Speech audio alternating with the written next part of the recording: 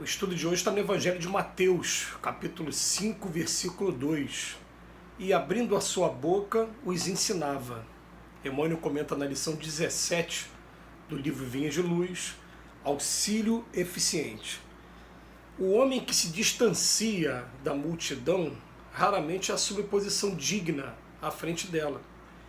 Em geral, quem recebe a autoridade cogita de encastelar-se em zona superior. Quem alcança patrimônio financeiro elevado costuma esquecer os que lhe foram companheiros do princípio e traça linhas divisórias humilhantes para que os necessitados não o aborreçam. Quem aprimora a inteligência quase sempre abusa das paixões populares facilmente exploráveis. E a massa, na maioria das regiões do mundo, prossegue relegada a si própria. A política inferior converte-a em joguete de manobra comum, o comércio desleal nela procura o filão de lucros exorbitantes, o intelectualismo vaidoso envolve-a nas expansões do pedantismo que lhe é peculiar, e de época em época a multidão é sempre objeto de escárnio ou desprezo pelas necessidades espirituais que lhe caracterizam os movimentos e atitudes. Raríssimos são os homens que a ajudam a escalar o monte iluminativo. Pouquíssimos mobilizam recursos no amparo social. Jesus, porém, traçou o programa desejável instituindo o auxílio eficiente. Observando que os filhos do povo se aproximavam dele, começou a ensinar-lhes o caminho reto, dando-nos a perceber que a obra educativa da multidão desafia os religiosos e cientistas de todos os tempos. Quem se honra, pois, de servir a Jesus, imite-lhe o exemplo.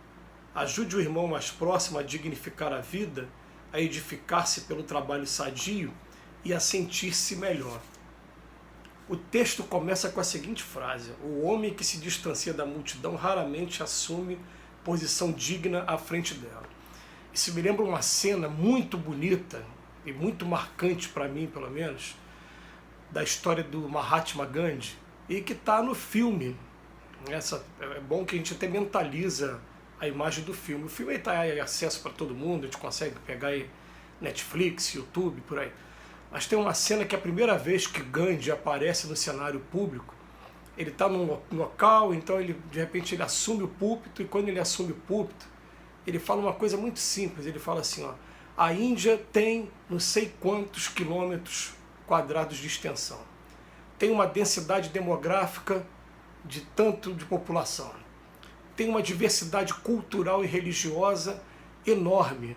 Então ele começa a traçar, né, como é que era a realidade do país deles, e fala o seguinte, fala: não tem condições nenhuma de falar sobre política do nosso país aquele que não conhece a Índia de verdade. Logo em seguida ele tira o óculos, sai, e as pessoas começam a bater palma de maneira tímida. Daqui a pouco todos estão batendo palma, porque na verdade ele deu uma chamada de atenção, falou: se você quer mesmo fazer alguma coisa, você precisa conhecer o terreno que você está entrando, qual o cenário que você está entrando. Então você vê que Jesus, por exemplo, Jesus fez questão de estudar profundamente a lei e os profetas do Velho Testamento, estudar Moisés, estudar o Pentateuco, saber em que cultura que ele estava inserido, né? Para quando ele começar, ele ter o ponto de partida, ele saber o que ele, onde ele está pisando certinho, né? Ele ter autoridade para poder estar falando. Então ele já falava como aquela pessoa, né? Ele criança ainda estava discutindo com os doutores da lei sobre os 10 mandamentos, sobre a história do povo judeu, né? Quer dizer, já tinha esse conhecimento com ele mesmo. E depois ele fala assim para a gente, ó: em geral, quem recebe a autoridade se cogita de se encastelar em zona superior. Quer dizer, a gente vê o que acontece, né? A maioria dos políticos, principalmente nós que somos aqui da Baixada Fluminense, a pessoa foi eleita, a primeira coisa que ela faz, ela vai comprar uma casa numa região dessas aí, Zona Sul, Barra da Tijuca, Recreio, e acaba estabelecendo seu domicílio por lá, quando na verdade não quer ficar aqui entre o povo, não fica aqui entre o povo. Quer dizer, uma coisa curiosa, né? Quando a gente vê nos países de primeiro mundo, por exemplo, que os prefeitos e os governantes andam de trem, utilizam da saúde pública também, né? Pegam os serviços que eles estão oferecendo, eles também vão lá se beneficiar desse serviço e mostrar para o povo, é o mesmo que está tendo para um, está tendo para o outro.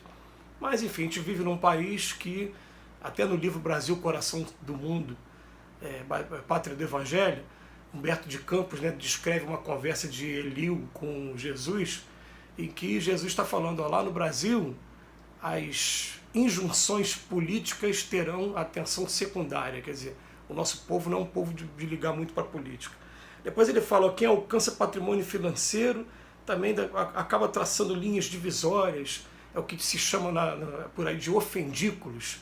Antes era caco de vidro, grade, agora não, agora são arame farpado, é sistema eletrônico, é câmera, então parece que cria um presídio para si mesmo com medo de que seja invadido no seu território. Mas ele fala assim, quem aprimora a inteligência também abusa das paixões populares, facilmente exploráveis, e a massa mesmo, na verdade, acaba relegada a si mesmo. Quer dizer, tem um monte de gente precisando de ajuda, né? E eu me lembro de eu trabalhando com música, por exemplo, as pessoas, mas fulano não gosta desse tipo de música. Não, o trabalho de músico é um trabalho educacional também. É um trabalho que, por exemplo, dentro daquilo que eu considero como uma música rica, harmonicamente, com mensagens boas, eu sou obrigado a cantar uma música ou duas daqueles que o povo gosta, e na terceira música colocar uma música dessa. Então a pessoa, quando der intervalo, vai me chamar, vem cá, aquela música que você tocou é de quem? Aí eu vou falar, essa música é de fulano, é de ciclano, eu vou trazer a mensagem, que a música é um trabalho educacional, de tanta pessoa ouvida, daqui a pouco a pessoa se interessa e vai querer conhecer a obra daquele músico, daquele artista, enfim. É um trabalho educativo também. Ele vem falar pra gente, ó, a polícia inferior converte em joguete de manobra comum, é o que acontece. O comércio também só quer buscar o lucro. Você vê que nesse momento, o que está acontecendo com o nosso país, né? A ivermectina, que era um remédio muito barato, de repente, só pelo fato de começar a estar sendo usado com mais frequência, mesmo não tendo a eficácia 100% comprovada, de repente o preço triplicou aí no mercado. Então é a realidade nossa mesmo, a realidade até cultural. A gente tem que lembrar que, por exemplo, a cultura de cada país tem diferença. Eu gosto sempre de fazer referência ao furacão que teve na Flórida, há alguns anos atrás, que quando aquilo aconteceu, eles pararam de vender água mineral, começaram a distribuir, começaram a não cobrar as estadas em hotéis para aqueles que estavam abandonando suas casas. Se fosse aqui no nosso país, o pessoal ia triplicar o valor, porque a procura estava sendo grande, né? Aproveita do momento de desespero para poder fazer isso. Mas enfim, cada um com a sua cultura. O texto está chamando a atenção de maneira muito grave, que ele vem falar, o intelectualismo vaidoso também, né, acaba entrando no pedantismo, de achar que você é superior e esquecer aquele capítulo do Evangelho segundo o Espiritismo que fala a missão do homem inteligente na Terra. Ele fala para a gente, raríssimos são os homens que ajudam a escalar o monte iluminativo. E ele fala, Jesus, porém, traçou o programa desejável. O que ele fez? Ele foi para o meio do povo o tempo todo. E, para o meio do povo, não. Jesus é o maior exemplo de centralidade que existe na história da humanidade. Quem estava do lado dele era o tempo todo aquelas pessoas que viviam à margem, que eram discriminadas. Ele ia para lá para trazer todo mundo para cá para o centro. Então era normal aqueles que eram considerados prostitutas, que era o cobrador de imposto, como foi o Zaqueu. Ele falava assim, eu não vim para os que estão sãos, eu vim para os que estão doentes. Então ele chegou até mesmo a ser taxado, né, de beberrão, de comilão, de glutão. Esse aí é esse que fica na casa dessas pessoas de uma vida. E ele falava, eu não vim para os que estão sãos, eu vim para os que estão doentes. Ele foi na direção da miséria, ele foi na direção da pobreza e foi levar a boa nova, o evangelho, foi ensinar o caminho reto e mostrando para aquelas pessoas, vocês estão passando momentos difíceis, mas depende de vocês agora. Mantém firme agora, bem-aventurado aqueles que são, e vem aquelas bem-aventuranças todas.